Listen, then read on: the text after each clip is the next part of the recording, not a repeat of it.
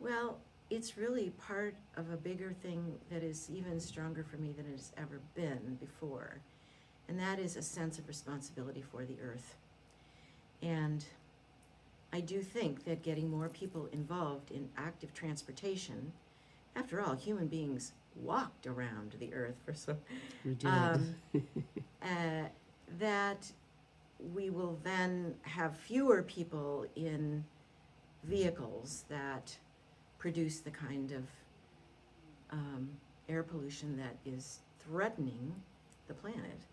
So yeah, that's a big reason. But I just when I start to pedal, to be out under the sky, moving my body in that particular way, it just is joy.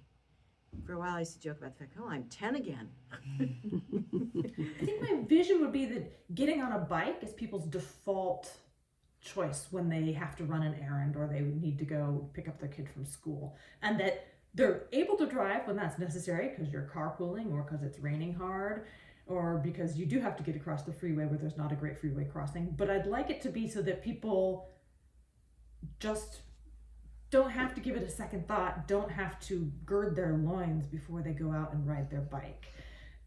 Because I think it makes us happier. I think it makes us better connected as a community.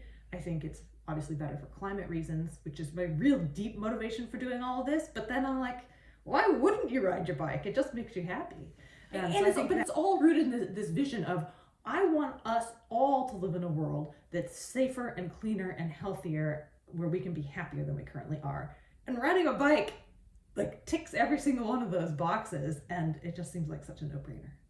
I have been involved on and off with Sonoma County Bicycle Coalition over the years, but much more involved in the last 3 or 4 years, I guess, during which time I have kind of transitioned from being a hardcore climate advocate to being a hardcore complete streets bicycle urban advocate.